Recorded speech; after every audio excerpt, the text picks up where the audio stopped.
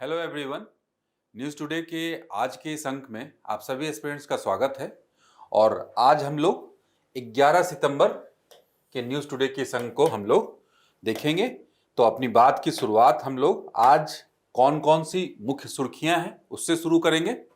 सबसे पहली जो न्यूज आर्टिकल है इसमें भारत मॉरिशस संबंध, प्रधानमंत्री मत्स्य संपदा योजना जो मत्स्य क्षेत्र से संबंधित है, यूएन रिपोर्ट एक आई है जो सैन्य खर्च को बताती है, सैन्य खर्च को पुनर्संतुलित करने की जरूरत है उसके आधार पे कि सैन्य खर्च से संबंधित ये यूएन की एक रिपोर्ट है। दुर्लभ भू चुंबक, ये रेयर अर्थ मैग्नेट की बात कर रहा, RE, जिसके शॉर्ट फॉर्म के रूप में हम लोग पॉपुलरली से जानते हैं। अब तटीय जलवृत्त, एक्विफर ऑफशोर, मतलब तटीय इलाकों में जो जल वृत्त जो पाए जाते हैं, एक्विफर पाए जाते हैं, उस पर आधारित ये न्यूज आर्टिकल है। तो ये 5 न्यूज आर्टिकल हैं। इसके साथ साथ कुछ संक्षिप्त सुर्खियां भी हैं। पहली, आदि संस्कृति जो ट्राइबल संस्कृति से संबंधित है, मुख्य तौर पर ईरान और IAEA समझौता, राष्ट्रीय औद्योगिक वर्गीकरण, Aspergillus small satellite launch vehicle. उसके साथ अंत में हम लोग देखेंगे सुर्खियों में रहा एक स्थल कतर के बारे में बात करेंगे। तो चलिए हम लोग अपने पहले न्यूज आर्टिकल से स्टार्ट करते हैं जो एक महत्वपूर्ण योजना है, स्कीम है भारत सरकार की। क्या? प्रधानमंत्री मत्स्य संपदा योजना के 5 वर्ष पूरे हुए, इसीलिए आज ये संदर्भ है इसका यही कि प्रधानमंत्री मत्स्य संपदा योजना जो कि किससे जुड़ा हुआ है, किस क्षेत्र से? मत्स्यन क्षेत्र से, मत्स्यन क्षेत्र से, मत्स्यन से। और इसलिए ये महत्वपूर्ण है, क्यों? कि भारत की बात अगर की जाए तो मत्स्य मुख्य प्राकृतिक संसाधनों, प्रकृति से प्राप्त होने वाले जो प्रमुख संसाधन हैं जिस पे आधारित प्राथमिक गतिविधि होती है, जैसे कृषि, मत्स्यन, वन, पशुधन, ये सब प्राथमिक गतिविधि है। इसमें से मत्स्यन प्रमुख है जो कि डायरेक्टली किस पर आधारित होती है? प्राकृतिक संसाधन, प्रकृति से मिलने वाले संसाधनों पे। तो उसमें मत्स्यन की बात करें तो भारत में ये महत्वपूर्ण है, क्यों? क्योंकि यहां जहां पे मीठे पानी, नदियां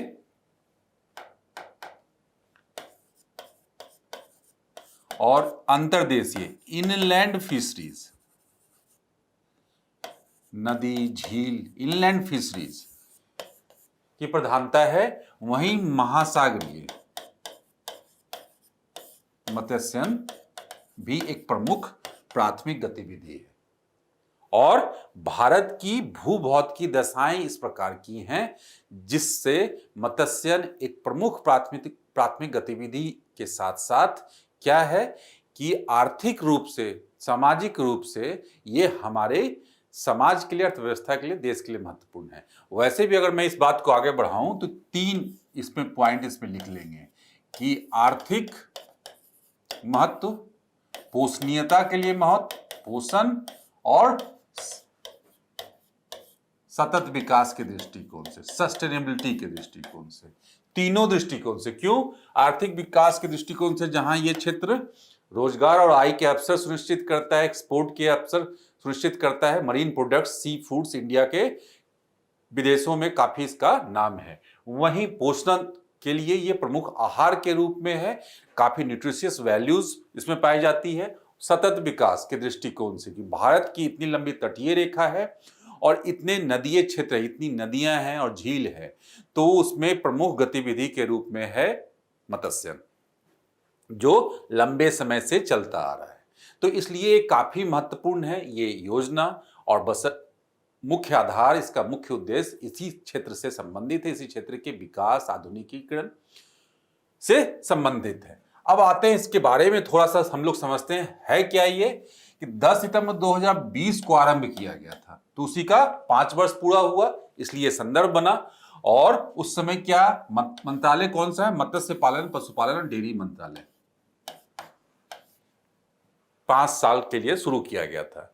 अब इस योजना को क्या कर दिया गया है? एक्सटेंशन दे दिया गया है, 2025-26 तक बढ़ा दिया गया है। ठीक। राष्ट्रीय मत्स्य विकास बोर्ड संस्था का नाम रख लीजिए, ध्यान रखें आप लोग, ही इसके लिए नोडल एजेंसी होगी। इससे संबंधित जो प्रशिक्षण है, जागरूकता है और जो इसके क्षमता निर्माण है, कैपेसिटी बिल्डिंग है, मत्स्य क्षेत्र को बढ़ाने के दृष्टिकोण से, बढ़ाने के लिए, तो उसके लिए सारे कार्यक्रमों कार्यान्वयन के लिए नोडल एजेंसी कौन होगा? राष्ट्रीय मत्स्य विकास बोर्ड, PMMSY। एक मतलब इसी की बात कर रहे हैं शॉर्ट फॉर्म में, प्रधानमंत्री मत्स्य संपदा योजना, एक अम्ब्रेला योजना। इसके मतलब क्या? इसके अंतर विभिन्न प्रकार की योजनाएं होंगी, सब स्कीम जिसको बोला जाता है, और विभिन्न प्रकार की स्कीम और विभिन्न प्रकार के प्लानिंग इसमें किए जा सकते हैं और ये किए जा रहे हैं। हम लोग यहाँ पे देखेंगे आगे, इसके अंतर्गत एक महत्वपूर्ण स्कीम है भारत सरकार की, प्रधानमंत्री किसान समृद्धि योजना, मत्स्य किसान समृद्धि सह योजना। ये आगे भी इसके बारे में डिटेल है, तो उसमें हम लोग पढ़ेंगे। मतलब अम्ब्रेला योजना मतलब इसके अंतर्गत विभिन्न प्रकार के कार्यक्रमों को चलाया जाएगा जो कि मत्स्य क्षेत्र के विकास से जुड़ा हुआ होगा। तो यही इसका मतलब है। और इसके अंतर्गत क्या दोनों प्रकार के कार्यक्रम होंगे, केंद्रीय क्षेत्र के घटक और केंद्र प्रायोजित योजना। केंद्रीय क्षेत्र मतलब केंद्र के द्वारा पूर्णतः दिया जाने वाला पैसा जिसमें लगता है और केंद्र क्षेत्र में, और केंद्र प्रायोजित मतलब यूनियन लिस्ट का कोई विषय हो और उसमें दोनों स्टेट और सेंटर दोनों जो है ना पैसा देते हैं। तो इस प्रकार की दोनों योजनाओं में जो है ना, दोनों योजनाएं इसके अंतर्गत होंगी, जिसका एक एग्जाम्पल मैंने दिया। तो अब चलिए आगे बढ़ते हैं, इसके और आयाम को समझते हैं हम लोग। मुख्य उपलब्धियां क्या है? जैसा कि मैंने बताया कि मत्स्य क्षेत्र क्या है, मत्स्य क्षेत्र भारत में प्रमुख है, प्रमुख आर्थिक गतिविधि है। प्रमुख आर्थिक गतिविधि क्यों है? क्योंकि इनलैंड फिशरी, अंतर्देशीय फिशरी, और इनलैंड फिशरीज में नदी, झील, ये सब मीठे पानी के जल में पाई जाने वाली मछलियां तो हैं ही, उसके साथ साथ क्या सागरीय मत्स्य भी यहाँ पे। क्यों? क्योंकि भारत की तटीय रेखा इतनी लंबी चौड़ी तटीय रेखा है, तो इसलिए भारत का उत्पादन विश्व स्तर में प्रमुख है। और अभी सबसे बड़ी उपलब्धि क्या है? ये दूसरा सबसे बड़ा मछली उत्पादक देश बन गया है, जो कि विश्व के मछली उत्पादन में कितना 8% की हिस्सेदारी है। ये काफी प्रमुख उपलब्धि है। और इस योजना में क्या 58 लाख रोजगार सृजित किए हैं और 99,018 महिलाओं को सशक्त बनाया गया, मतलब इस योजना के अंतर्गत। तो ये उपलब्धि है PMMSY के तहत कि भारत में प्रोडक्शन को इतने स्तर तक पहुंचाया गया है कि जो विश्व के हम लोग 8% हिस्सेदारी। इससे हम लोग अंदाजा लगा सकते हैं ये कितना महत्वपूर्ण क्षेत्र हो सकता है भविष्य के दृष्टिकोण से, कि जो मैंने बताया था कि आर्थिक, पोषणीय, सुरक्षा और सतत विकास के दृष्टिकोण से, तीनों दृष्टिकोण से। तो जैसे ही मत्स्य क्षेत्र का है, 3 डायमेंशन को का जिक्र करना यहाँ पे काफी इंपॉर्टेंट हो जाता है। पोषणीय, खाद्य सुरक्षा के लिए क्या कि सिर्फ खाद्यान्न उपलब्ध करवाना ही नहीं, बल्कि कैसा पोषणीय आहार उपलब्ध करवाना, और जिसमें मछली जो सी फूड से और खास करके जो फिश है उसमें जो है ओमेगा 3 इस टाइप के कंटेंट होते हैं जो क्या पोषणीय आहार आपको प्रदान करते हैं।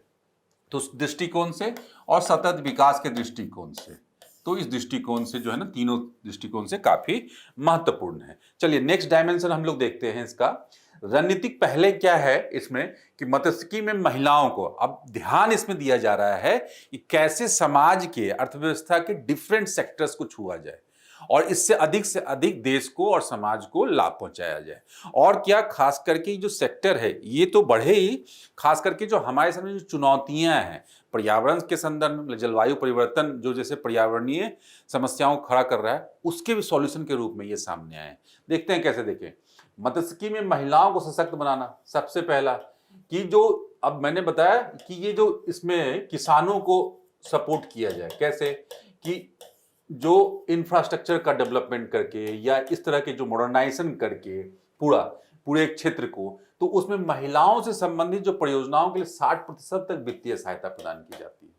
और जलवायु अनुकूल तटीय गांव को समर्थन दिया जाता है, जहां पर क्या कि जलवायु से लड़ने से के लिए जो इंफ्रास्ट्रक्चर है, मतलब जलवायु परिवर्तन से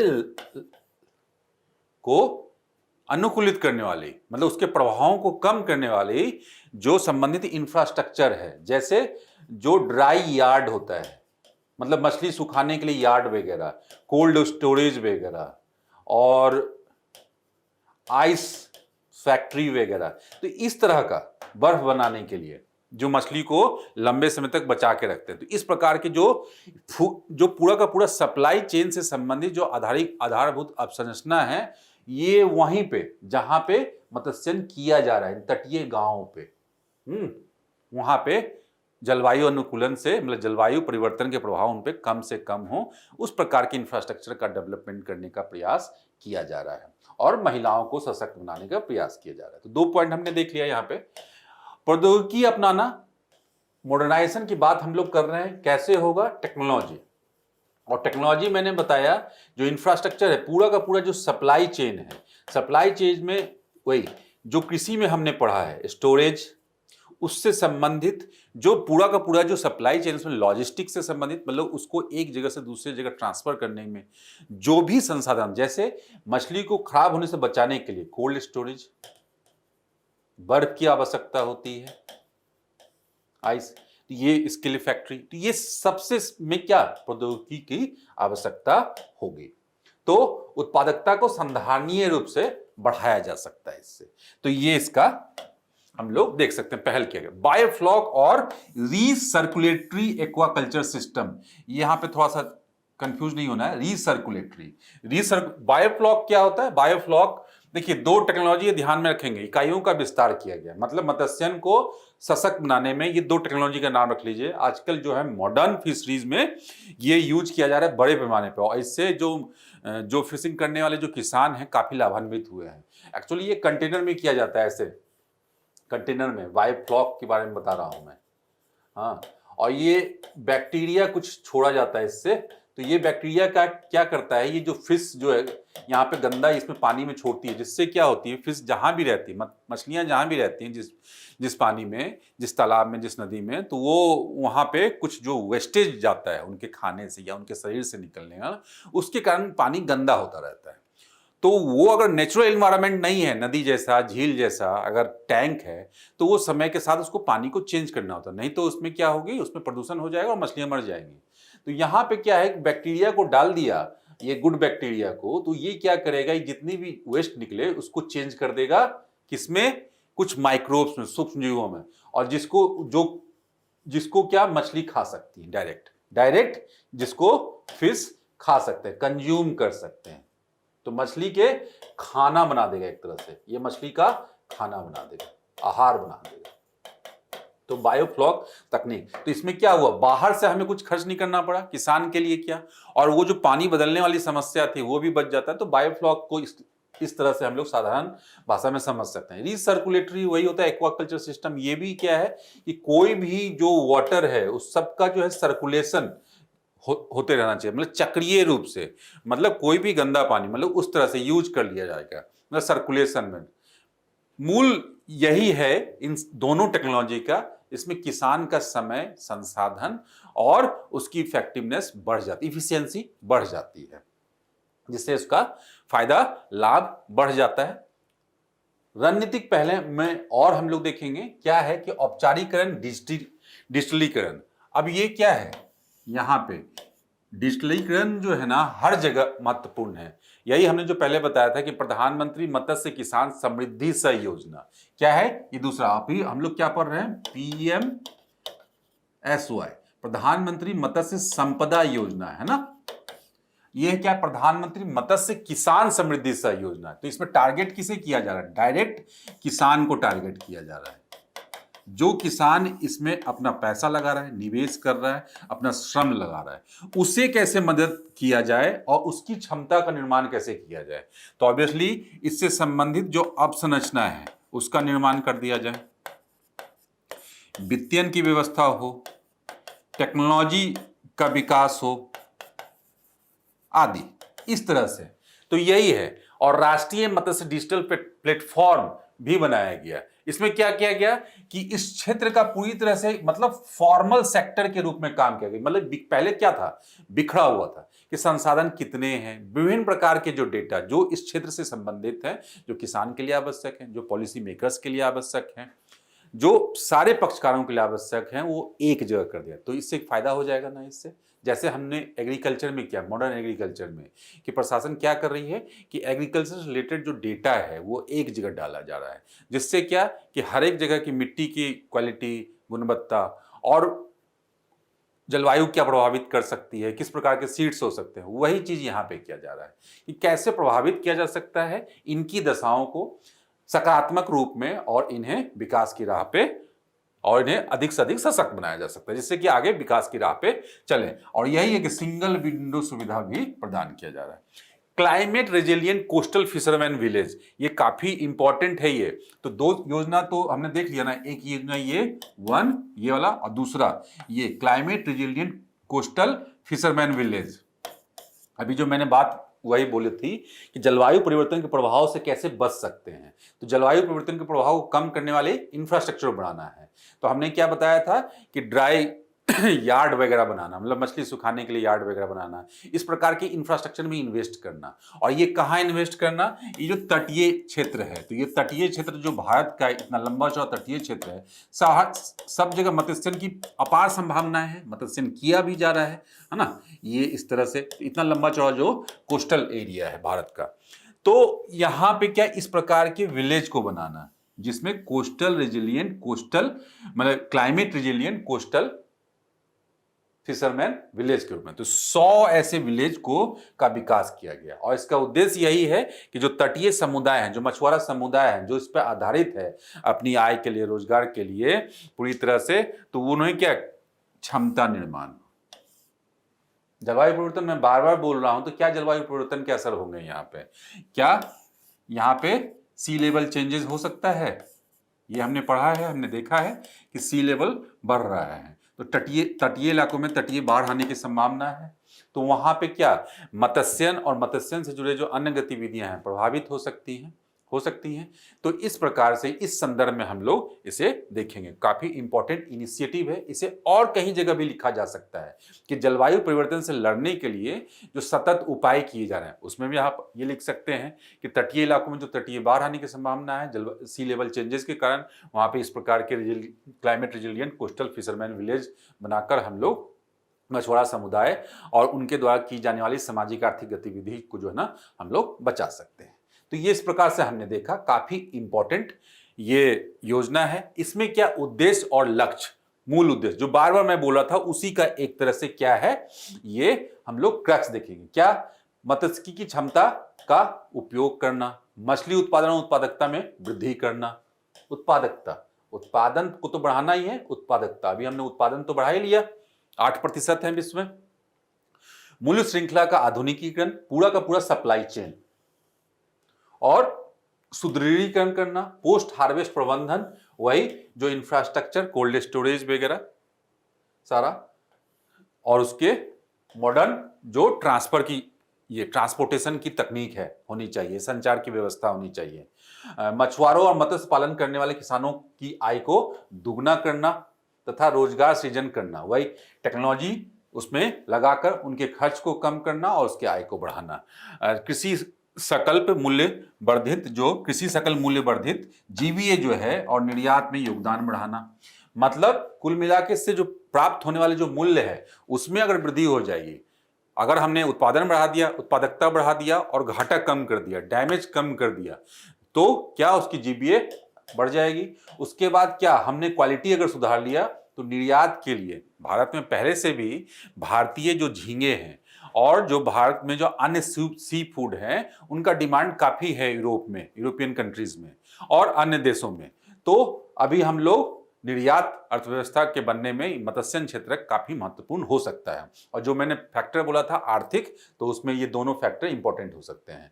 मछुआरों और मत्स्य पालन करने वाले किसानों के लिए सामाजिक, शारीरिक एवं आर्थिक सुरक्षा सुनिश्चित करना, मतलब बीमा वगैरह इससे संबंधित मजबूत मत्स्यिकी प्रबंधन और विनियामक फ्रेमवर्क निर्मित करना। तो मतलब कुल मिला के उनका हर तरह से सशक्त बनाना सरकार का एक महत्वपूर्ण उद्देश्य है। अब देखिए इस साल ये प्रश्न पूछा गया यूपीएससी में इस बार 2025 के मेंस में। हालांकि ये डायरेक्ट मत्स्यन से नहीं है, लेकिन मत्स्यन इसका एक प्रमुख कंपोनेंट होगा। देखिए क्या लिखा है, गैर कृषि प्राथमिक गतिविधियां। गैर कृषि प्राथमिक प्राथमिक गतिविधियों में मैंने बताया कृषि, खनन, मत्स्यन, वन, पशुधन। लेकिन यहां पे क्या बोल दिया, गैर कृषि, तो कृषि को हटा देंगे इस क्वेश्चन में।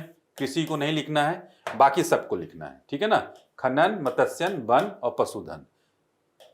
हमारा टॉपिक आज का मत्स्यन था, तो इसमें मत्स्यन लिखेंगे। सारे हम लोगों ने मिल गया, तो सबसे पहले तो इस क्वेश्चन में यही दिखा देना, यही डायग्राम, इसी से काम हो जाएगा कि गैर कृषि प्राथमिक गतिविधियां क्या हैं, इनके बारे में।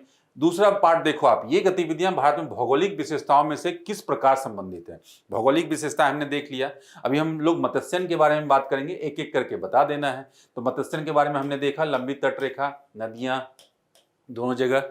उसके बाद क्या, उपयुक्त उदाहरणों के साथ चर्चा कीजिए, यही दिया गया है। बड़े आसानी से हो सकता है, और यूपीएससी हो सकता है, ये पूरी संभावना है कि भारत सरकार मत्स्यन क्षेत्र पे इतना काम कर रही है तो सिर्फ मत्स्यन पे आधारित ही प्रश्न पूछ दे कि कैसे ये अर्थव्यवस्था के लिए, पोषणीयता के लिए, ग्रामीण विकास के लिए ये प्रमुख है, ये सहायता कर सकती है। तो इसी तरह से हमने बना दिया एक प्रैक्टिस के लिए क्वेश्चन आपके। देखिए भारत की अर्थव्यवस्था मत्स्य पालन क्षेत्र की क्या भूमिका है, डायरेक्ट हमने दे दिया। 2 पॉइंट हमने बताया, 2-3 पॉइंट यहाँ पे, रोजगार, आय के अवसर, एक्सपोर्ट, आय, किसानों की आय, ये सब हम लोग बता दिया। इस क्षेत्र की वृद्धि क्षमता भारत की भौगोलिक और जलवायु विशेषताएं में से कैसे प्रभावित होती है, देख रहे हैं हम लोग। उपयुक्त उदाहरणों के साथ चर्चा कीजिए, ये प्रश्न हो जाएगा। ये इस प्रकार के प्रश्न यूपीएससी पूछ सकती है, और इसमें जो है ना, क्योंकि भारत सरकार इसको जोर शोर से इस क्षेत्र को आगे बढ़ाने के लिए, प्रोत्साहित करने के लिए लगी हुई है।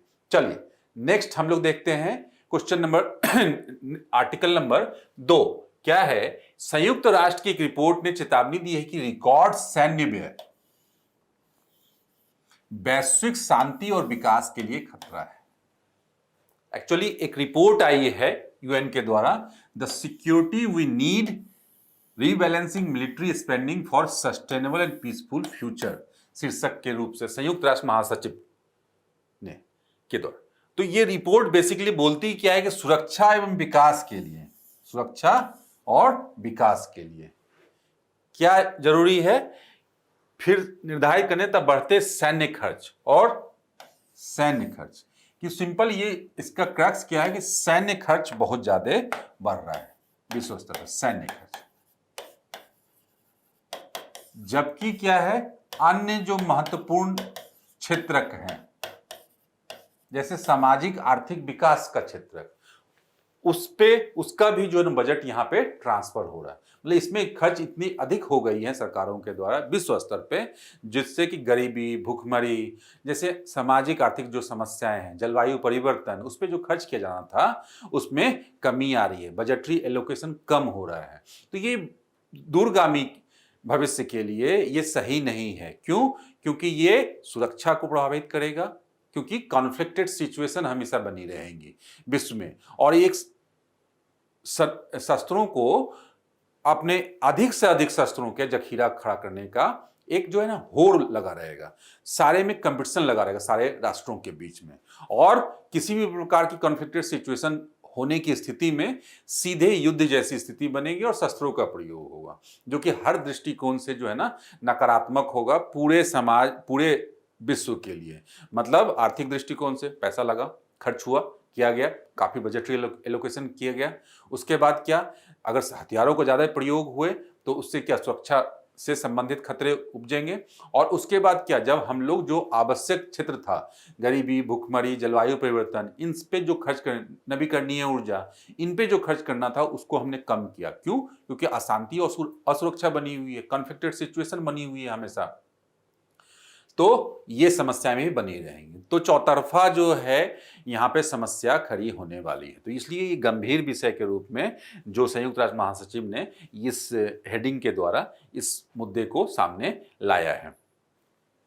चलिए इसके और आयाम देखते हैं कि रिपोर्ट के मुख्य बिंदु क्या हैं। रिपोर्ट के मुख्य बिंदु यही कि वैश्विक सैन्य व्यय जो है ना काफी अधिक हो गया। ये सिपड़ी की रिपोर्ट है। सिपड़ी एक महत्वपूर्ण संस्था है जो सैन्य व्यय से के संदर्भ में विभिन्न आंकड़े जारी करता है, और उसमें यही बोला गया कि पिछले साल 2.7 ट्रिलियन तक पहुंच गया, और यदि यही जारी रहा तो 2035 तक कितना हो जाएगा, 6.6 ट्रिलियन, मतलब लगभग 3 गुना हो जाएगा। तो इतनी तेजी से बढ़ रहा है। मतलब वही कि हथियारों को जमा करने की जो होड़ है सारे राष्ट्रों में काफी महत्वपूर्ण है, और उससे क्या अविश्वास है कि एक बड़े राष्ट्र ने मान लिया जाए 1 लाख करोड़ जो है ना यहां पे लगा दिया, तो ये छोटा राष्ट्र भी जो है ना संदेह के दृष्टिकोण से उसे देखता है, और वो भी भय की स्थिति में रहता है, असुरक्षा की स्थिति में रहता है, और वो कहीं से भी अपने सारे जो खर्च किए जाने थे विकास के लिए उसको छोड़कर फिर से वो शस्त्र खरीदने के मतलब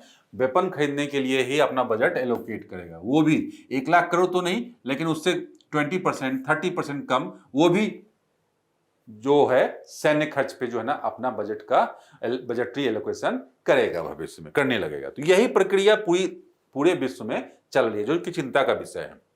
अब देखते हैं क्या 2022 से 25 के दौरान क्या कि जो सकल घरेलू उत्पाद का कितना था, ये 2.2% थी, जो कि बढ़ के अभी कितना हो गया, से बढ़कर इसकी हिस्सेदारी बढ़कर कितना 2.5% हो गई, और सरकारी बजट में कितना है 6.6% से बढ़कर 7.1%। वही मैंने बताया कि जो सरकारों की बजट है 6.6 से 7.1% हो गया। और इसमें सबसे ज्यादा कौन है, हम भी महत्वपूर्ण रूप से हैं इसमें सैन्य खर्च करने वाले चीन, भारत, रूस, संयुक्त राज्य अमेरिका और यूरोपीय संघ के सैन्य खर्च में 70% से अधिक हिस्सा है। तो हम लोग ये अंदाजा लगा सकते हैं कि जो रीजन भी है, जो दक्षिण एशिया का रीजन है, जो पश्चिमी एशिया का रीजन है, जो गल्फ कंट्रीज हैं वहां पे, और एशिया के विभिन्न हिस्सों में दक्षिण पूर्व एशिया कॉन्फ्लिक्टेड सिचुएशन का अंदाजा हम लोग लगा सकते हैं, किस प्रकार कॉन्फ्लिक्टेड सिचुएशन और जो ट्रस्ट डेफिसिट का माहौल हमेशा बना रहता है, और जिस प्रकार से जो अभी संभावना, जिस प्रकार की घटनाक्रम अभी हर जगह चल रही है, तो उस स्थिति में उस स्थिति को ही उसको से निपटने के लिए ही और उसके संदर्भ में ही जो यूएन की ये रिपोर्ट है वो बताती है, आगाह करती है कि अलार्मिंग सिचुएशन पे हम लोग खड़े हैं कि कभी भी किसी प्रकार की जो मतभेद होने की स्थिति में युद्ध जैसी स्थिति बन जाती है। रिपोर्ट के मुख्य बिंदुओं में कुछ और पॉइंट है कि वित्त पोषण असंतुलन, वही हम लोग जो पॉइंट बात कर रहे हैं कि ऑब्वियसली जो है एक जगह पैसा अधिक लगा दिया गया बजट में तो दूसरे जगह के लिए पैसा कम हो जाएगा, तो बढ़ता सैन्य खर्च क्या करेगा, विकास वित्त को, जो डेवलपमेंटल जो इकोनॉमी है, फाइनेंसिंग है, डेवलपमेंट के लिए जो दिया जा रहा है, विकास के लिए अवसंरचना निर्माण के लिए जो दिया जा रहा है, और अवसंरचना दोनों तरह की अवसंरचना है, फिजिकल भी, भौतिक भी और सामाजिक भी। अब जलवायु परिवर्तन के लिए जो दिया जा रहा है, गरीबी भूखमरी से लड़ने के लिए जो दिया जा रहा है, सतत विकास के लिए जो दिया जा रहा है, उन सब के लिए खर्च हो जाएगा। हमने देखा है विभिन्न रिपोर्टों में क्या बताया गया कि अभी क्या सतत विकास लक्ष्य को प्राप्त करने के लिए जितना हमें चाहिए फाइनेंसिंग, उसमें हम लोग कितना पीछे हैं, मतलब एक जो फंड बनाया गया है उसमें हम लोग कितना पीछे हैं, $4 ट्रिलियन, और खर्च कहां किया जा रहा है, सैन्य खर्च में। तो क्या ये किसी राष्ट्र के लिए बल्कि विश्व के लिए किसी के लिए सही नहीं है। बढ़ते सैन्य खर्च का प्रभाव ये होगा, भू राजनीतिक तनाव हमेशा बनता रहेगा। वही मैंने जो उदाहरण दिया, एक बड़े कंट्री और छोटे कंट्री, मतलब सब लोग इस दबाव में रहेंगे कि वो अधिक से अधिक कैसे वेपन खरीद लें जिससे कि उनकी सुरक्षा हो सके, इसी स्थिति में रहेंगे, एक होड़ मच जाएगी, और जो कि संघर्ष को अल्टीमेटली संघर्ष को जन्म देता है। हमने पहले भी प्रथम विश्व युद्ध, द्वितीय विश्व युद्ध में यूरोप में यह स्थिति देखी है, ट्रस्ट कमता है और संघर्ष की स्थिति, कॉन्फ्लिक्ट की स्थिति बढ़ती है। यह निर्धनता उन्मूलन, शिक्षा, स्वास्थ्य जैसे सतत विकास लक्ष्यों के लिए आवश्यक संसाधनों को भी प्रोवाइड कर रहा है। जो सतत विकास लक्ष्य है हमारे पास क्या फंडिंग ही एक तरफ जा रहा है, एक सीमित सोर्स में, तो ये सारे जो लक्ष्य हैं उसमें कम हो जाएगी फंडिंग, वित्तीय कम हो जाएगी, और सार्वजनिक ऋण और सरकार के द्वारा ऋण, जिन सरकारों के पास सोर्सेज हैं, वित्तीय सोर्सेज हैं, तो वो तो ठीक है, और जिनके जो छोटे राष्ट्र हैं, जो विकासशील राष्ट्र हैं, उनके द्वारा क्या, ये बजटरी घाटे की स्थिति में रहेगी। सार्वजनिक ऋण वो सरकारें ज्यादा लेके, हमने बजट में देखा है कि जो बजटरी घाटा होता है उसको पूरा करने के लिए सार्वजनिक ऋण लिया जाता है सरकार के द्वारा, तो वो स्थिति में रहेगी। और जो कि अर्थव्यवस्था को क्या करेगा, अस्थिर और सबसे गरीब देशों को असंतुलित रूप से प्रभावित कर रहा है। ऑब्वियसली इसका प्रभाव किस पे पड़ेगा, जो छोटे राष्ट्र हैं, जो विकासशील राष्ट्र हैं, जो आर्थिक रूप से पहले ही कमजोर है, और उस पर अतिरिक्त दबाव ये बढ़ता जाएगा हथियार खरीदने के लिए, सैन्य खर्च को बढ़ाने के लिए। तो ये कहीं ना कहीं आर्थिक रूप से भी सस्टेनेबल प्रैक्टिस तो नहीं है। रिपोर्ट में क्या सिफारिश, नीतिगत सिफारिश की गई है यूएन के द्वारा, वही कि बढ़ते सैन्य खर्च को घटाएं। बढ़ते खर्च को के मूल कारणों को हल करने के लिए क्या करें, कूटनीतिक, अधिक से अधिक कूटनीति, विवादों के समाधान के लिए बातचीत, शांतिपूर्ण निपटान और विश्वास निर्माण। बेसिकली यही है, राष्ट्रों के मध्य, अपने पड़ोसी राष्ट्रों के मध्य, सबके मध्य जो डिप्लोमेटिक चैनल है, और रिलेशन जो है उसको बढ़ाया जाए, उसको जो है ना ज्यादा यूज किया जाए, जिससे क्या होगा, विश्वास कमेगी। ये सामान्य रूप से हम लोग अपने आसपास भी देखते हैं कि अगर हम लोग बातचीत पे ध्यान देते हैं, हम लोग डिस्कशन पे ध्यान देते हैं, तो चीजें निकल के आती हैं देर सवेर। तो यही चीजें यहाँ पे कही जा रही है। सैन्य खर्च को निरस्त्रीकरण की चर्चाओं के केंद्र में लाना चाहिए। निरस्त्रीकरण जहां भी बात की जा रही है, पहले भी यूएन के मंचों से ये बात, विभिन्न मंचों से, कि विभिन्न प्रकार के हथियारों के जखीरों को कम करना है, तभी हम लोग शांति, सुरक्षा और विश्वास को पैदा कर सकते हैं। और शांति, सुरक्षा, विश्वास किससे जुड़ा हुआ है, सीधे साथ में जो है विकास का सहयोग और विकास का, तो केंद्र में लाना चाहिए यही। तो हथियार नियंत्रण और विकास के बीच संबंधों में सुधार करना चाहिए। सदस्य देशों के बीच क्या है, विश्वास बढ़ाने के लिए सैन्य खर्च के संबंध में पारदर्शिता एवं जवाबदेही, सब लोग अपना जवाबदेही और पारदर्शिता रखें कि हम कितना खर्च कर रहे हैं। और विकास के लिए बहुपक्षीय वित्त को पुनर्जीवित करना चाहिए, और सुरक्षा और सतत विकास के लिए मानव केंद्रित, और इन्हें प्राथमिकता, सुरक्षा और सतत विकास के लिए, और इसमें क्या, ह्यूमन सेंट्रिक, मतलब जो मानवीय विकास के लिए आवश्यक है, ना कि कूटनीतिक रूप से या राजनीतिक रूप से आवश्यक है। तो मानव, पूरे विश्व के मानवीय विकास के लिए जो आवश्यक है, स्वास्थ्य के दृष्टिकोण से, उनके सतत विकास के दृष्टिकोण से, जलवायु परिवर्तन का पड़ने वाले प्रभाव के दृष्टिकोण से, उन कार्रवाइयों पे पैसा खर्च करने की आवश्यकता। तो इसमें यही बोला गया है कुल मिलाकर। तो इंपॉर्टेंट है, इसमें मेंस वगैरह के लिए हमको एक महत्वपूर्ण जो है ना आयाम मिल जाता है, इसमें यूज कर सकते हैं। चलिए, एक और इंपॉर्टेंट, रणनीतिक रूप से इंपॉर्टेंट टॉपिक क्या है, चीन द्वारा दुर्लभ भू चुंबक, ये रेयर अर्थ मैग्नेट की बात की जा रही है। Rare earth minerals, rare earth magnet के निर्यात पर प्रतिबंध से भारतीय ऑटोमोबाइल निर्माता प्रभावित हो सकते हैं। अभी चीन के द्वारा क्या किया गया है हाल फिलहाल में, कि जो रेयर अर्थ मैग्नेट है, ये कहां यूज किया जाता है, इलेक्ट्रिक मोटर इससे बनता है।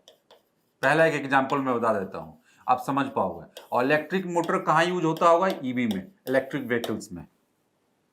और इसमें और भी जो इलेक्ट्रॉनिक सेक्टर है, और जो महत्वपूर्ण जो रिन्यूएबल एनर्जी, नवीकरणीय ऊर्जा से संबंधित जो सेक्टर, जैसे विंड एनर्जी, इन सब में महत्वपूर्ण कंपोनेंट बनाने के लिए रेयर अर्थ मैग्नेट का यूज होता है। जो कि रेयर, नाम ही है रेयर अर्थ मैग्नेट, मतलब ये दुर्लभ तत्व ऐसे होते हैं जो कि पृथ्वी पे कम है। तो बेसिकली क्या है, संसाधन भूगोल ही है, ये संसाधन क्या है, दुर्लभ है पृथ्वी पे, ये सब जगह नहीं पाए जाएंगे। और भारत की स्थिति और उसमें कमजोर है। मजबूत कौन है, चीन, एक तरह सप्लाई चेन को कंट्रोल करता है पूरे विश्व में, क्योंकि संसाधन भी काफी अधिक है वहां पे। तो कुल मुद्दा वही है। अभी हाल फिलहाल में क्या किया गया है कि इसमें जो इसकी सप्लाई पे कि निर्यात पे इसने रोक लगा दिया, थोड़ा प्रतिबंध लगा दिया गया। और उससे होगा क्या, उससे होगा ये, जैसा मैंने बताया, इससे क्या बनता है, ईवी सेक्टर, डायरेक्ट जो इलेक्ट्रिक व्हीकल सेक्टर है, नवीकरणीय ऊर्जा सेक्टर है, उससे भारत में जो उत्पादन हो रहा है इन दोनों सेक्टर्स में, और इस प्रकार के अन्य सेक्टर जो जिसमें कि रेयर अर्थ मैग्नेट का यूज होगा, वो प्रभावित होंगे, बुरी तरह से प्रभावित होंगे, क्योंकि वो मेन कंपोनेंट है। तो अब ये इंपॉर्टेंट क्यों है कि भारत सरकार इसको भविष्य के उद्योगों के लिए देख रही है, मतलब भारत इसमें इमर्जिंग इंडस्ट्री है, नवीकरणीय ऊर्जा से विकास आप देख लो, सोलर एनर्जी, विंड एनर्जी, और उसका इलेक्ट्रिक व्हीकल भविष्य की ऊर्जा के रूप में हम लोग मान रहे हैं इसे, और भविष्य के इंडस्ट्री के रूप में, तो इसमें प्रभावित होने की संभावना है और बुरी तरह से प्रभावित होगी। और इसमें होगा क्या, अभी तत्काल में क्या होगा कि हम लोग अगर ये लगा दिया जाएगा कि, तो अभी होता क्या है कि हम लोग पूरा का पूरा व्हीकल वहां से आयात नहीं करते हैं, बल्कि क्या, सिर्फ रेयर अर्थ वो मैग्नेट आयात कर लेते हैं। यही लिखा गया है कि इसके अलावा आरईएम की बजाय पूरे पार्ट्स का आयात करने से घरेलू मूल्य वर्धन में कमी आ सकती है। तो मतलब जो कंपोनेंट है ऑब्वियसली क्या होगा, कंपोनेंट क्या, चाइना यही बोल रहा है कि सिर्फ आप रेयर अर्थ मैग्नेट मत ले जाओ, नहीं ले जाना है, मतलब उसका आयात नहीं करना है, निर्यात नहीं करना है मुझे, बल्कि पूरा का पूरा कंपोनेंट जो हमने बनाया है। तो उससे होगा क्या, वो महंगा हो जाएगा, जो यहाँ पे गाड़ियां बनेंगी उसकी कीमत में जो है ना वृद्धि हो जाएगी।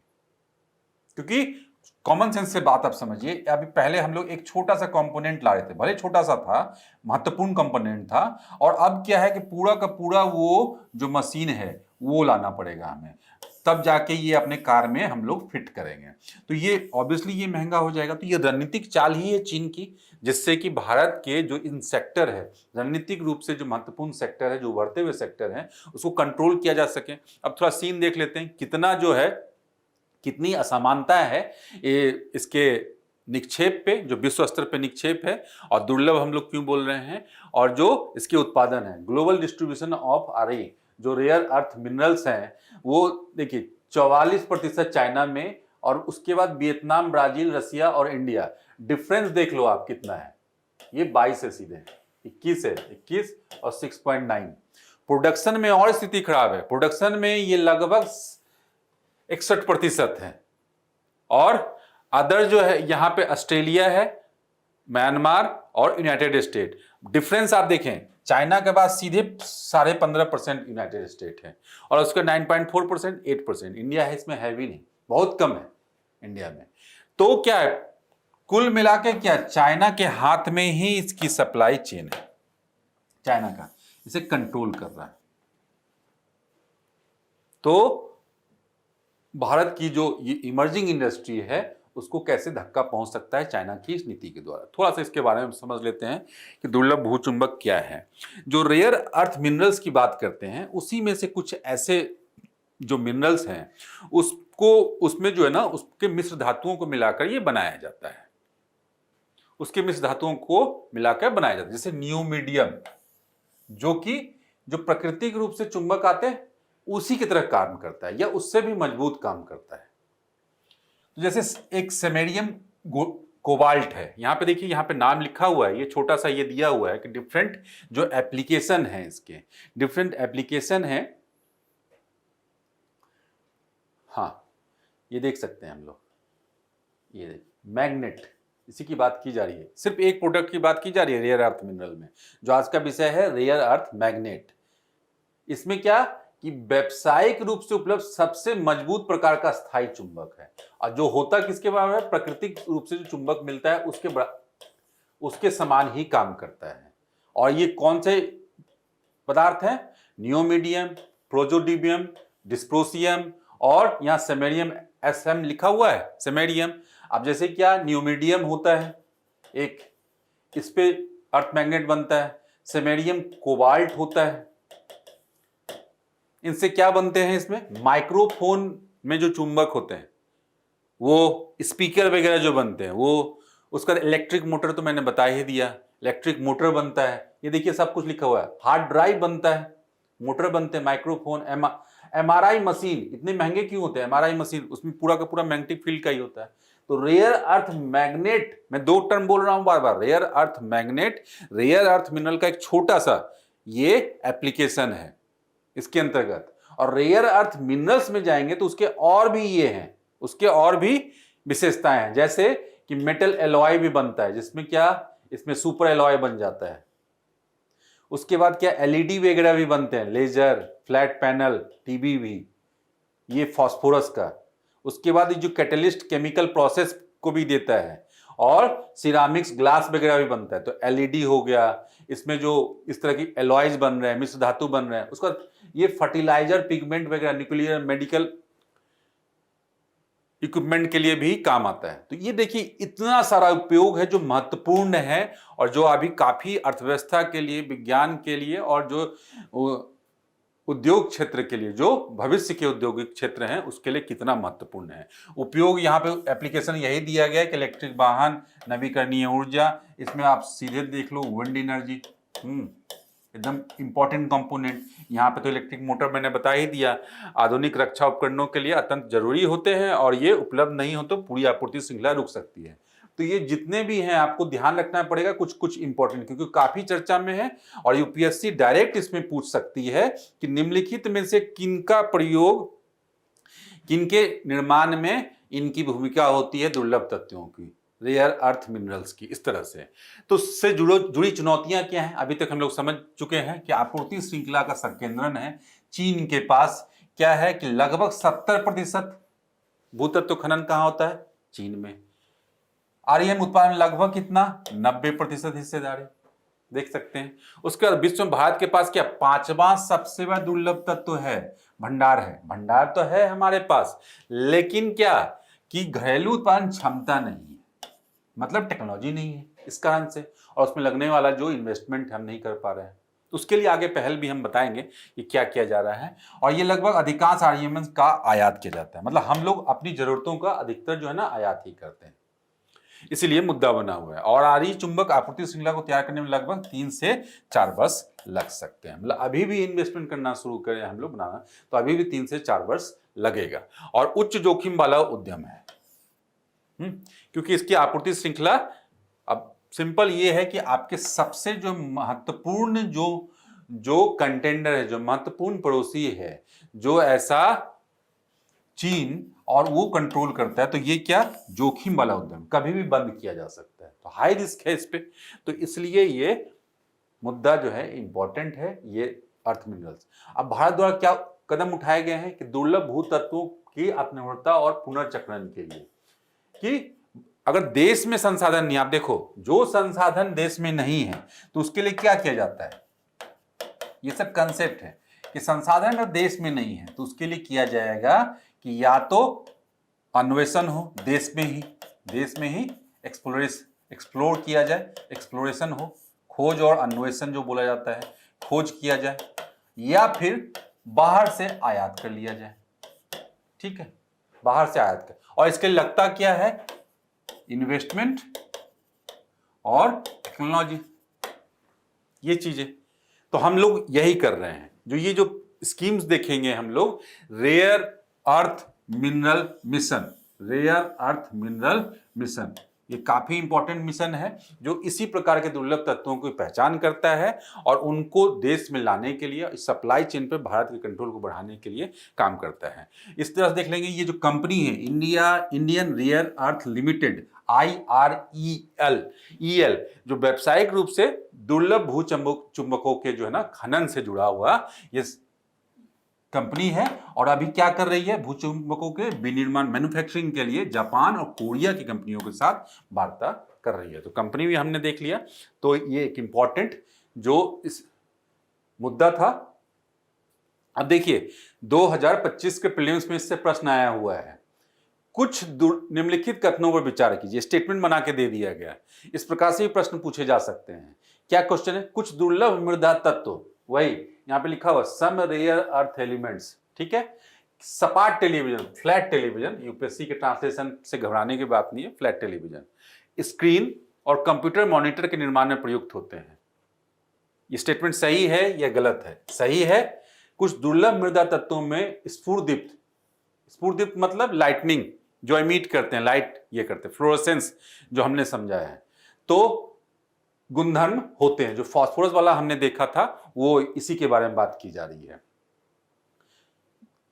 उपयुक्त कथनों के संदर्भ निम्नलिखित में से कौन सा एक सही है? कथन 1 और 2 दोनों सही हैं तथा कथन 2 एक कथन की व्याख्या करता है। कुछ दुर्लभ तत्वों में स्फुरदीप्त गुणधर्म होते हैं। तो ये जो है ना, ए इसका आंसर हम लोग देख सकते हैं यहां पे। अब हम लोग अपने नेक्स्ट न्यूज आर्टिकल पे आते हैं। नेक्स्ट न्यूज आर्टिकल क्या है? वैज्ञानिकों ने अटलांटिक महासागर के नीचे एक विशाल अपतटीय जलवृत्त एक्यूफर, जहां पे जल जमा होता है सतह के नीचे, भूमि सतह के नीचे, जिससे जो है ना हम लोग भूजल को निकालते हैं, ग्राउंड वाटर को, ऐसा ही कुछ होता है ना, ऐसे ये सतह है और इसके नीचे यहाँ पे वर्षा का जल जमता जाता है और जो भी अगर ड्रिलिंग वगैरह होती है तो वहीं से हम लोग यहाँ पे पाइप यहाँ पे डाल के ऐसे, यही होता है बोरवेल वगैरह, इसी सतह तक। और इसी की बात हमेशा की जाती है कि क्या वर्षा इसे रिचार्ज करती रहती है इसी सतह को। और तो बहुत ज़्यादा अगर ओवर एक्सप्लॉइटेशन अगर करते हैं हम लोग, काफ़ी इसका दोहन होता है जो हमारे शहरों में हो रहा है भारत में, तो क्या होगा, यही कम हो रहा है क्योंकि जो पुनर्भरण दर है रिप्लेसमेंट वर्षा से वो कम हो जा रही है। ये हम समझते हैं एक्वीफर को, यहाँ इसके लिए बातचीत नहीं है। ये एक्वीफर क्या है, अभी जो हमने बात किया वो कहाँ था, वो जो कॉन्टिनेंट पे बात है, हम लोग महाद्वीपों पे है, लेकिन ये कहाँ है, ये सागरों के नीचे है। इसलिए लिखा हुआ क्या, अपतटीय जलवृत्त एक्वीफर ऑफशोर, तट से दूर, तट से दूर, ये ऐसे तट है और ये तट पे यहां पे ये कुछ ऐसा होगा, यहां पे कहीं पे होगा ये, और समुद्र यहां तक है, ये ऐसा, ये देखिए ऐसा, ये यहां पे दिया हुआ है, यहां तक समुद्र है ये, और ये अंदर में कहीं पे ब्लॉक है चट्टान में, ये एक्वीफर जो जल का स्रोत है, मीठे पानी के जल का स्रोत, बड़ा स्रोत, इसीलिए ये महत्वपूर्ण है। सागरीय तल में पाए जाने वाले स्वच्छ जल, पीने वाले पानी के स्वच्छ जल का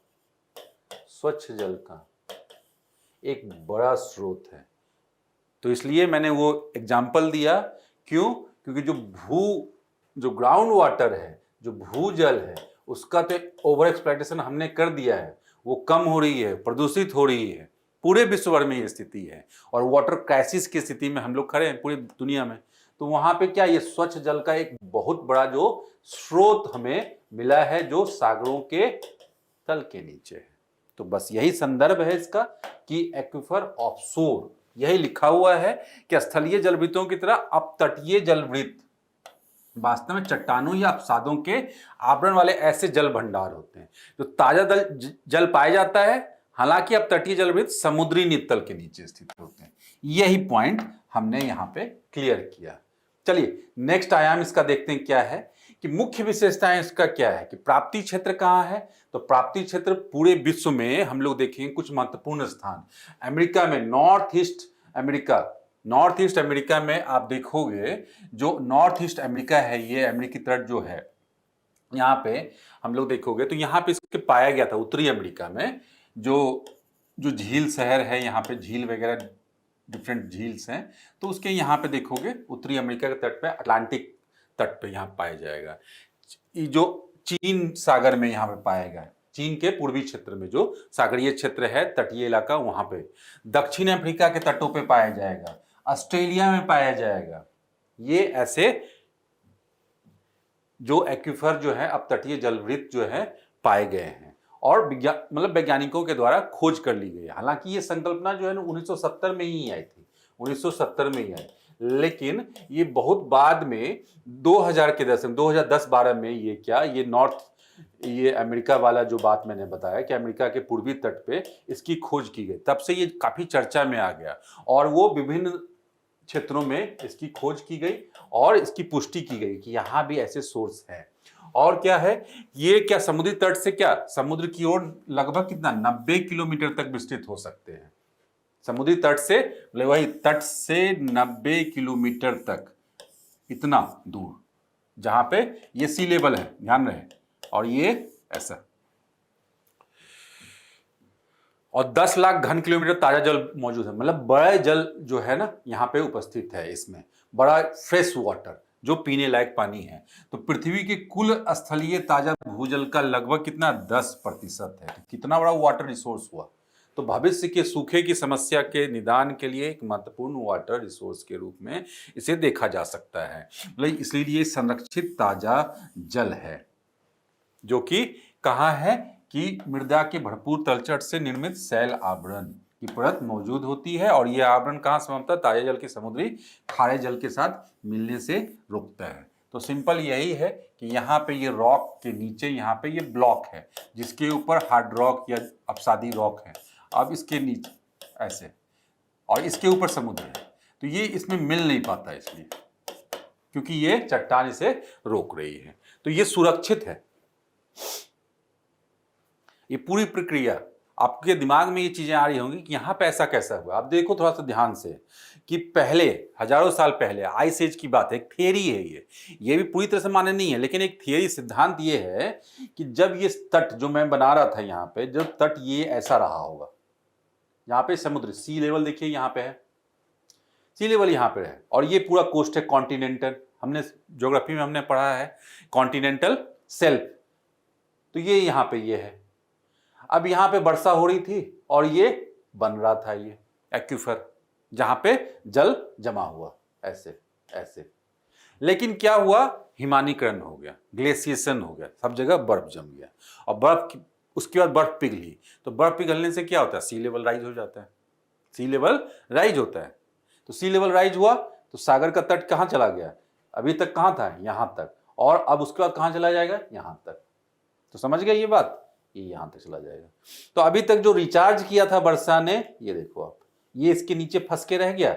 यहां वाले को तो हम लोग अभी भी क्या टैप कर सकते हैं, अभी भी निकाल सकते हैं, लेकिन यहां वाले के लिए तो हमें पता ही नहीं था ना, क्योंकि ये तो इतना नीचे है, तट से भी दूर है, तो इसके बारे में हमें पता ही नहीं था।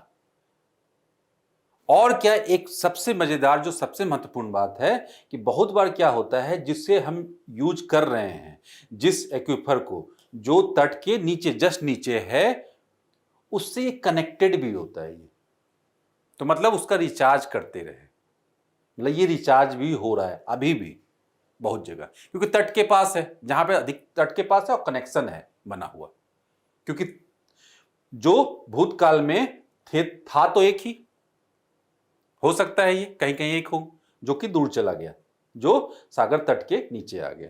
तो इस तरह से हम लोग इस इंफोग्राफिक की मदद से हम लोग ये पूरी प्रक्रिया को समझ सकते हैं। यही दिखाया गया कि निर्माण का सिद्धांत क्या है, ह्यूम्युक की संकल्पना है कि अतीत में ह्यूम्युक के दौरान इस प्रकार की प्रक्रिया हुई जिसके ऊपर अब महासागर है, और संपर्क संकल्पना क्या है कि आप तटीय स्थलीय जलभितों से जुड़े हो सकते हैं, यही, और जिसको कि अभी भी वर्षा रिचार्ज करती है, वर्षा के बाद नियमित रूप से जलापूर्ति मिलती रहती है, तो मतलब अभी भी उसको उसमें वहां स्टोर जो है ना, स्टोर हो रहा है पानी। तो वो जो 10% हमने बताया पूरे प्लेनेट का, तो पूरे प्लेनेट के लिए एक तरह से क्या है, ये इंश्योरेंस के रूप में है, ये बहुत बड़ा जल स्रोत हो सकता है भविष्य के जलवायु परिवर्तन के से होने वाले जो महत्वपूर्ण प्रभाव हैं, सूखा, जल की कमी से लड़ने के लिए, तो इसलिए भविष्य के लिए काफी महत्वपूर्ण है।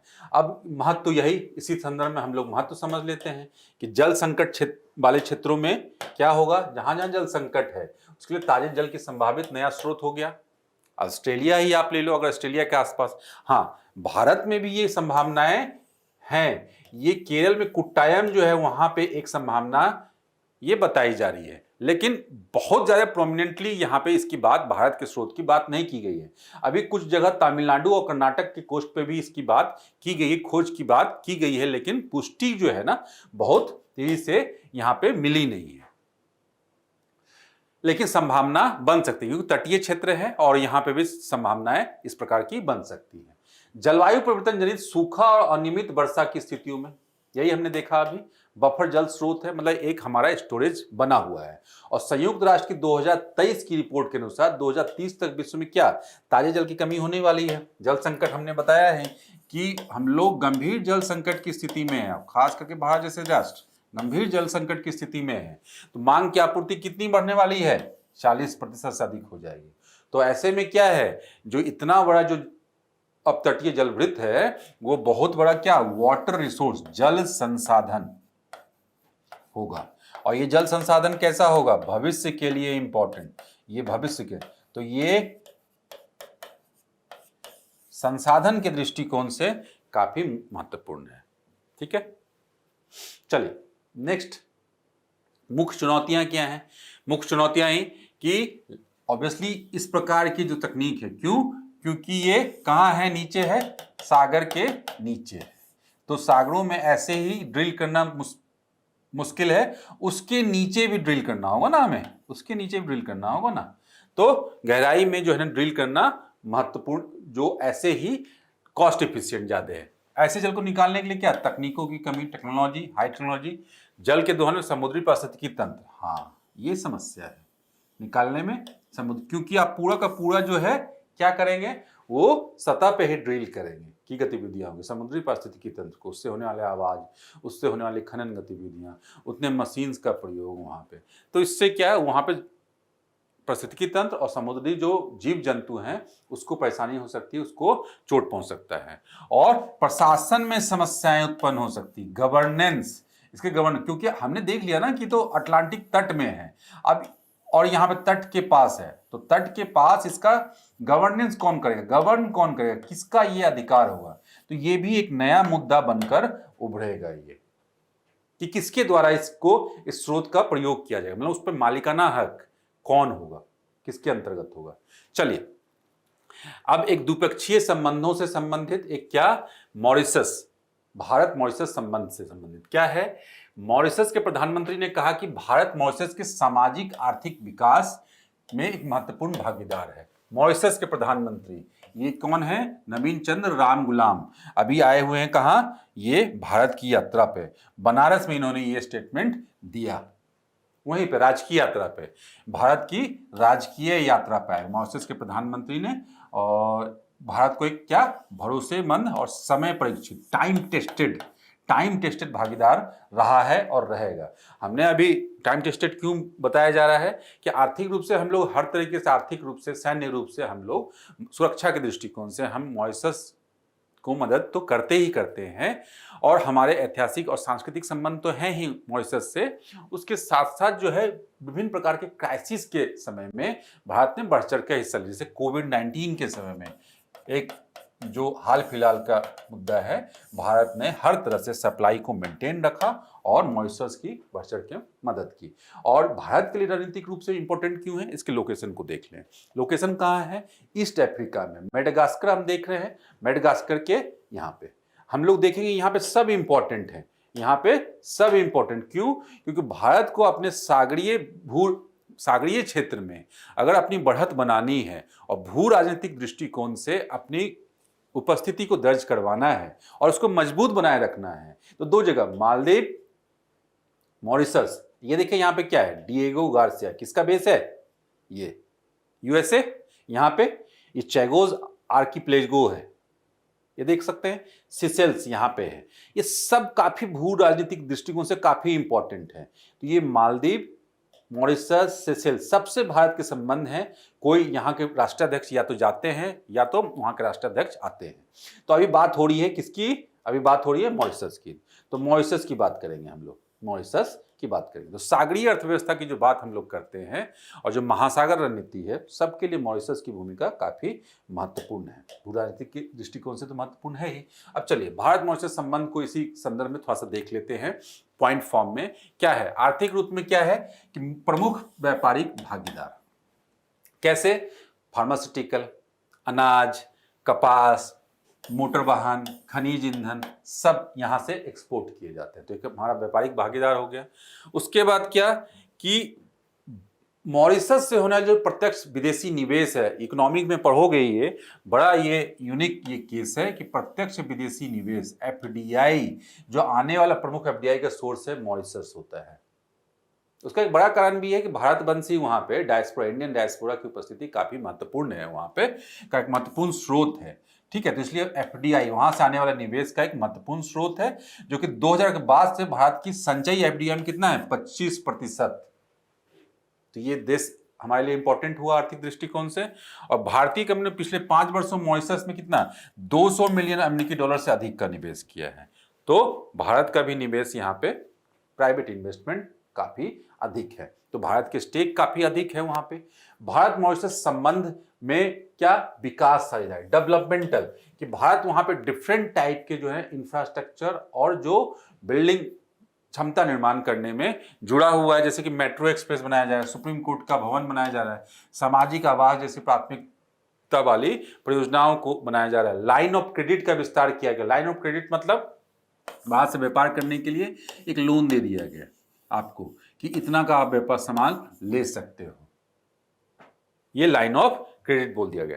और कोविड-19 और वैक्सी, यही इसकी बात मैं कर रहा था कि वैक्सी तेल रिसाव वाला जो संकट हुआ और कोविड-19 में भारत ने बढ़ चढ़कर मदद किया।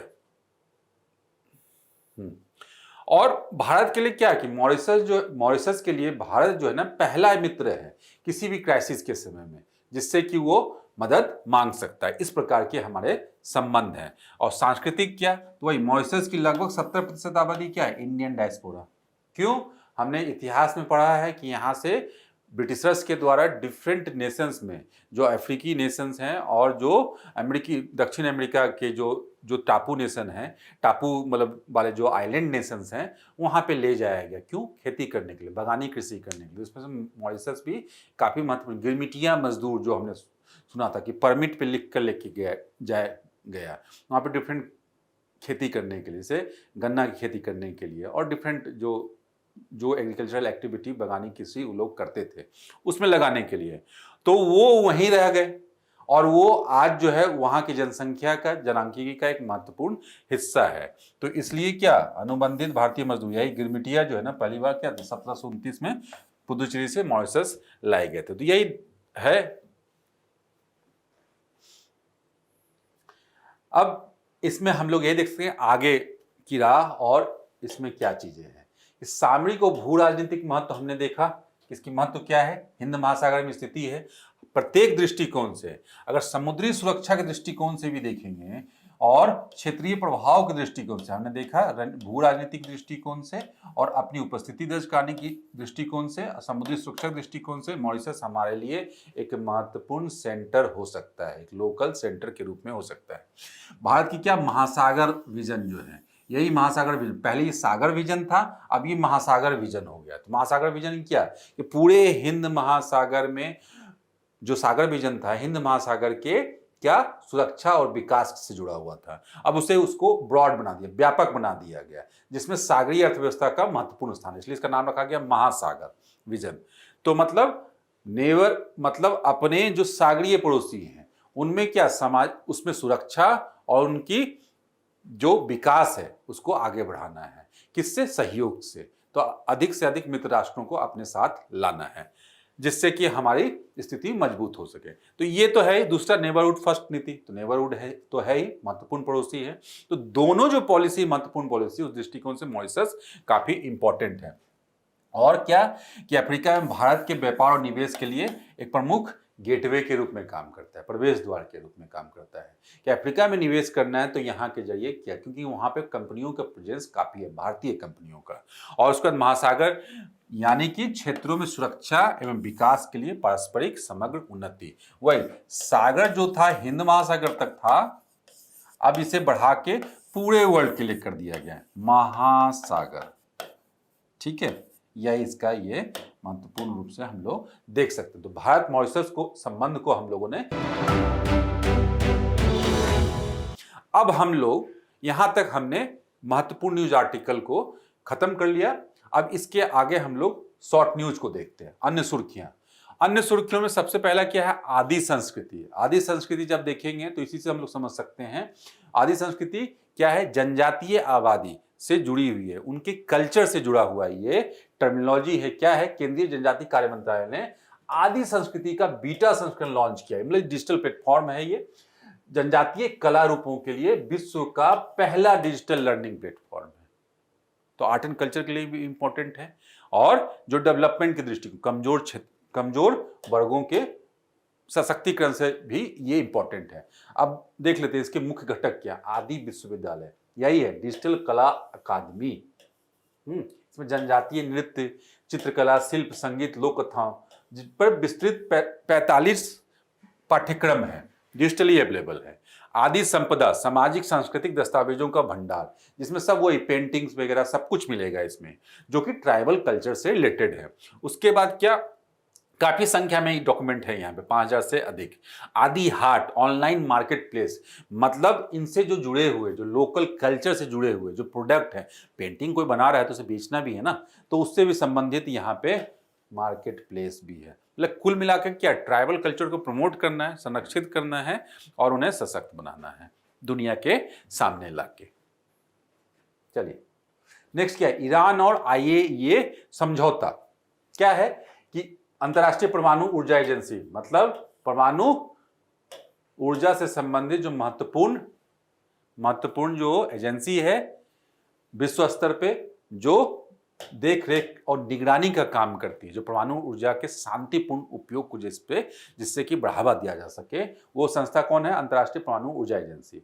अब ईरान और इसमें क्या हुआ, एक नया समझौते पर हस्ताक्षर किया गया है, जिसमें क्या है, दोनों पक्षों के बीच क्या, परमाणु क्षेत्र में सहयोग फिर से शुरू करने का मार्ग प्रशस्त होगा और ईरान के परमाणु केंद्रों को पुनर्निरीक्षण की व्यवस्था में शामिल किया। हम लोग जानते ही हैं कि ईरान के द्वारा, ईरान पे जो है ना विभिन्न क्या, अमेरिका और अमेरिका लेड जो सहयोगी राष्ट्र हैं उनके द्वारा क्या लगाया गया, हमेशा ये मुद्दा है कि उनके द्वारा जो परमाणु संयंत्र हैं उसके द्वारा परमाणु हथियार बनाने पे क्या आरोप लगाए गए, जिसके कारण जो है पहले जो है ये इस तरह की घटनाओं को हमने देखा कि IAEA के द्वारा वहां पे इंस्पेक्शन भी किया गया कि वो कितने जो है हथियार बनाया जा रहा है। अभी अमेरिका की कार्रवाई भी देखा, एक लंबी चौड़ी ये घटनाक्रम हुई है, तो उस संदर्भ में हम लोग समझ सकते हैं ईरान फिर से अभी टेबल पे है, चर्चा पे है कि आप आओ इंस्पेक्शन करो कि हमारे यहाँ हथियार बनाया जा रहा है कि शांतिपूर्ण प्रयोग के लिए किया जा रहा है, जो उद्देश्य है। तो वही ये चीजें बातचीत प्रारंभ हुई है, जिसका मार्ग यही है कि फिर से सहयोग को चालू करना है। और इससे पहले ईरान ने इजराइल और संयुक्त राज्य अमेरिका के साथ विवाद के बाद IAEA के साथ परमाणु सहयोग, यही जो विवाद हुआ था, कॉन्फ्लिक्टेड सिचुएशन, उसके बाद निलंबित कर दिया था। और IAEA के बारे में हम लोग देख लेते हैं, परमाणु अप्रसार के मामले में अंतर्राष्ट्रीय सुरक्षा उपायों को प्रशासन करता है। यही हमने जो बताया कि मेनली क्या, परमाणु अप्रसार को बढ़ावा देना, जिससे क्या, परमाणु हथियार रहित पक्षकार को बढ़ावा देना, मतलब परमाणु हथियार नहीं बनाए, मतलब कुल मिलाकर परमाणु ऊर्जा का क्या, शांतिपूर्ण और सिविल पर्पस के लिए यूज किया जाए, इसको बढ़ावा देना है। तो इसलिए क्या कि NPT के परमाणु हथियार रहित पक्षकार देशों में परमाणु ऊर्जा के शांतिपूर्ण उपयोगों को विकास को बढ़ावा। ईरान और परमाणु, अब क्या हुआ इसी संदर्भ में, पहले क्या मैंने जो बताया घटनाक्रम हुए थे कि ईरान और परमाणु समझौता भी हुआ था, ये JPCO जो बोलते हैं, जो इंपॉर्टेंट है, इसमें एक से अधिक पार्टी थे। हाँ, तो इसके लिए ईरान ने अपनी परमाणु गतिविधियों को कम करने और निरीक्षकों को अपने परमाणु केंद्रों के अधिक निरीक्षण की अनुमति प्रदान की थी, मतलब ट्रांसपेरेंसी, कि हम हथियार नहीं बना रहे हैं बल्कि इसका सिविल पर्पस से, ऊर्जा के लिए, बिजली बनाने के लिए ही इसका यूज कर रहे हैं। तो किया गया था, जो कि अमेरिका और इजराइल के द्वारा आरोप लगाया जाता है कि ये इसका दूसरे तरह से उपयोग किया जा रहा है, जिसके कारण हमने देखा ही कॉन्फ्लिक्टेड सिचुएशन हुआ, वहां पे बम गिराए गए उनके ठिकानों पे, ये सारी घटनाक्रम को हमने देखा। अब चलिए, राष्ट्रीय औद्योगिक वर्गीकरण, ये क्या है, देश के आर्थिक विकास से संबंधित है। केंद्रीय सांख्यिकी और कार्यक्रम कार्यान्वयन मंत्रालय ने क्या NIC 2025 का ड्राफ्ट जारी किया है।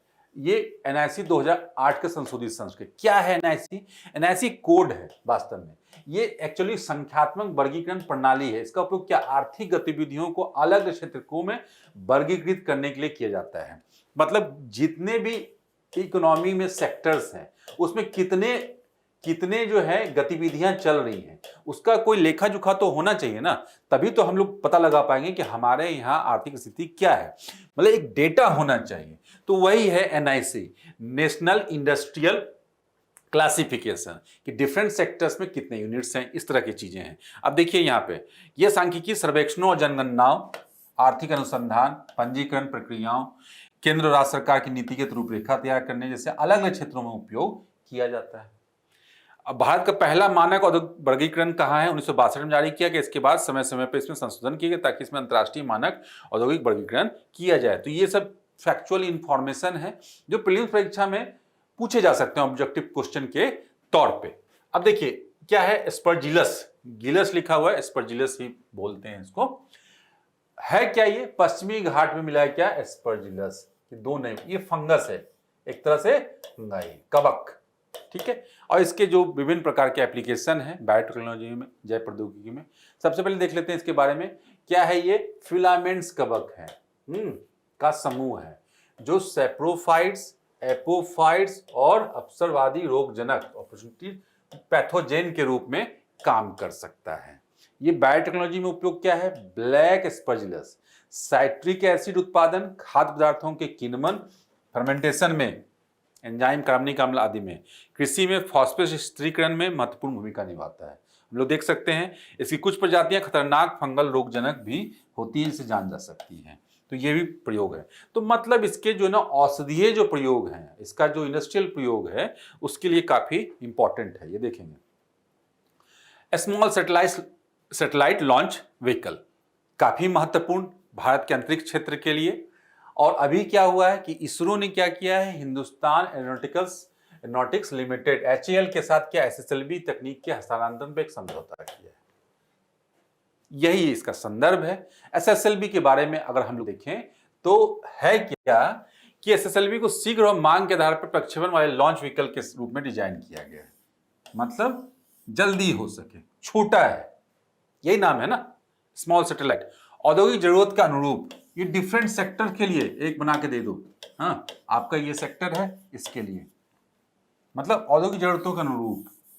पहले क्या किया जाता, देश के लिए, पूरे देश के यूज के लिए किया जाएगा। अभी क्या है, डिफरेंट सेक्टर्स के लिए डिफरेंट सैटेलाइट किया जा सकता है, तो उसमें उतना पैसा इन्वेस्ट करने की आवश्यकता नहीं है। यही इसका पर्पस है, एक साधारण भाषा में हम लोग समझे तो। और उसके प्रभावी ढंग से विस्तार किया जा सकता है। इसमें 3 ठोस प्रणोदन चरण है। ये सब हम लोग फैक्चुअल चीजें देखते हैं। एक तरल प्रणोदन आधारित है, 3 ठोस प्रणोदन जो है ना, यहाँ पे हम लोग देख सकते हैं इसमें। उसके बाद क्या कि वेलोसिटी ट्रिमिंग मॉड्यूल होता है जो टर्मिनल स्टेज के रूप। ये सब फैक्चुअल जानकारी याद रहे तो बहुत अच्छी बात है, नहीं भी तो कोई दिक्कत नहीं। हाँ, जो इंपॉर्टेंट मैं बता ही दे रहा हूं इसमें क्या है कि 500 किलोग्राम तक के वजन वाले उपग्रहों को लोअर अर्थ ऑर्बिट में, तो साइंस टेक में थोड़ा सा टेक्नोलॉजी है ना, तो टेक्नोलॉजी में ये कहां तक जा सकता है, तो लोअर अर्थ ऑर्बिट में, और 500 किलोग्राम, तो मतलब छोटे सैटेलाइट इसमें उपग्रह ले जाए जा सकते हैं। ठीक है, छोटे सैटेलाइट जो डिफरेंट पर्पसेस के लिए, सेक्टर वाइज पर्पस के लिए हम लोग यूज कर सकते हैं। आज स्पेस इंडस्ट्री इसीलिए हमारे लिए भविष्य की इंडस्ट्री बताई जा रही है, क्योंकि स्पेस टेक्नोलॉजी को इसी तरह से हम लोग विकास कर सकते हैं, जिसका कि एप्लीकेशन डिफरेंट सेक्टर्स के लिए हम लोग कर सकते हैं। ठीक, चलिए, innovation for defence excellence, innovation for defence, सैन्य क्षेत्र के आधुनिकीकरण, सैन्य क्षेत्र को बढ़ावा देने के लिए काफी इंपॉर्टेंट पल। Innovation for defence excellence, defence innovation organisation India limited के साथ एक समझौता ज्ञापन किया गया है, हस्ताक्षर किया गया। यह समझौता क्या है? Aspire accelerating strategic progress in research and education कार्यक्रम से प्रेरित है। तो कुल मिला के क्या, देश में सैन्य उत्पादन को बढ़ाना, और इस मैन्युफैक्चरिंग को के लिए हम लोग का लक्ष्य क्या है? भारत को क्या बनाना है? भारत को हब बनाना है। मतलब मेक इन इंडिया का लक्ष्य ही है कि भारत में ही बनाना है हमें, और भारत की जरूरतों को भारत से ही पूरा करना है। और उसके बाद क्या, उसमें लगातार विकास भी करना है, मतलब वर्ल्ड क्लास का इक्विपमेंट और वेपन्स जो है ना हमें बनाने हैं। तो उसमें और पूरा का पूरा इकोसिस्टम एक डेवलप करना है, तो वही पूरा का पूरा लक्ष्य है। अब क्या है ये एमओयू का उद्देश्य? डुअल यूज वाले अत्याधुनिक तकनीकों का विकास को बढ़ावा देना है, जो रक्षा क्षेत्र से संबंधित विशेषज्ञता को नए एजुटेक समाधानों के साथ जोड़ता है। अब IDX DIO के बारे में क्या है कि योजना क्या 2021 में शुरू की गई थी, वही नाम से ही पता है कि एक्सीलेंस की बात है उस क्षेत्र में। और क्या इसका उद्देश्य लगभग 300 स्टार्टअप, मतलब ऐसे बनाने वाले स्टार्टअप, सरकार की भूमिका जितनी थी है उसके साथ साथ नए स्टार्टअप्स भी बनाए जाए। आप देखोगे पिछले 5-7 सालों में कितने नए स्टार्टअप्स देश के ही बने हैं, जो कि देश के रक्षा क्षेत्र के सप्लाई पर आधारित थे।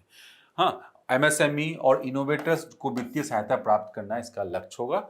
20 साझेदार इनक्यूबेटर को का सहयोग देना, जहां पर इस प्रकार के स्टार्टअप्स को बढ़ावा दिया जा सके। IDEX को डिफेंस इनोवेशन ऑर्गेनाइजेशन और द्वारा वित्त पोषित और प्रबंधित किया जा रहा है। DIO की रक्षा उत्पादित विभाग के तहत एक नॉट फॉर प्रॉफिट कंपनी के रूप में किया जाएगा, तो कुल मिलाकर स्थापित किया गया है। तो यही है अटल इनोवेशन मिशन, फिर से एक साइंस टेक और देश में इसके लिए किया जाने वाला एक महत्वपूर्ण पहल के रूप में हम लोग देख सकते हैं कि भारत का पहला अंतर्राष्ट्रीय अटल इनोवेशन सेंटर कहां बना है? संयुक्त अरब अमीरात में स्थित IIT Delhi Abu Dhabi campus में खोला गया है।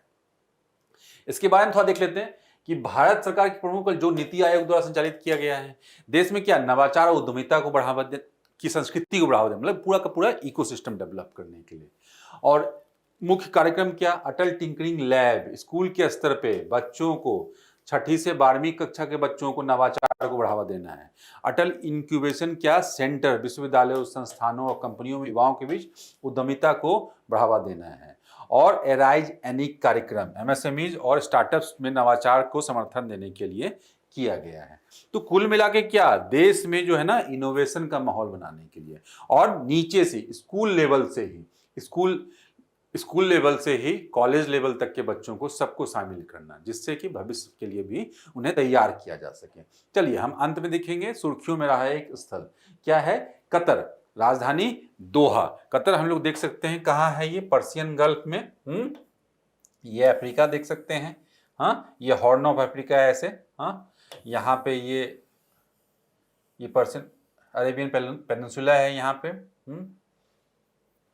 ये देखिए यहाँ पे ये छोटा सा कंट्री जो है कतर, इसकी राजधानी दोहा, यहाँ पे देख रहे हैं, यहाँ पे जो पर्शियन गल्फ में। तो इसकी ज्योग्राफी हम लोगों ने समझ लिया, इसके आसपास कंट्री हम लोग देख सकते हैं। ठीक, चलिए इसके बारे में थोड़ा देख लेते हैं क्या हुआ अभी हाल फिलहाल की बात है कि जो इजराइल के द्वारा वहां पे हमला किया गया दोहा में, जिसपे कि भारतीय प्रधानमंत्री के द्वारा चिंता व्यक्त किया गया है। क्यों? क्योंकि ये भारतीय प्रधानमंत्री के द्वारा कहा गया कि उसके संप्रभुता पर जो हमला है विशेष करके उसका उल्लंघन है, इसलिए जो कि चिंता का विषय जिसे कि प्रत्येक देश के द्वारा सम्मान किया जाना चाहिए। तो संदर्भ यही है। तो भौगोलिक अवस्थिति हम लोग देख ही सकते हैं कि पश्चिम एशिया में अरबी पेनिनसुला में हम लोगों ने बताया, सीमावर्ती जल निकाय, फारस की खाड़ी, बहन की खाड़ी, भौगोलिक विशेषताएं क्या, रेत के टीले और लवणीय मैदान है, सबका जिसको बोला जाता है, कतर के पास दुनिया में प्राकृतिक गैस का, ये सबसे इंपॉर्टेंट है, प्राकृतिक गैस का तीसरा सबसे बड़ा भंडार और दुनिया में प्राकृतिक गैस के सबसे बड़े निर्यातकों में से एक भंडार भी है। ठीक है, तो चलिए इस तरह से हम लोगों ने आज के सारे टॉपिक को कंप्लीट किया। आप इस प्रकार से ही देखते रहिए और जो यहाँ से सीखें उस पे जाके विजन आईएएस के वेबसाइट पे जो क्वेश्चनायर हैं उसमें से क्वेश्चन को सॉल्व कीजिए और अपने जानकारी को जो है ना चेक कीजिए। चलिए इस पे बने रहें और इस प्रकार के न्यूज़ टुडे के अंक को आगे भी देखते रहिए। धन्यवाद।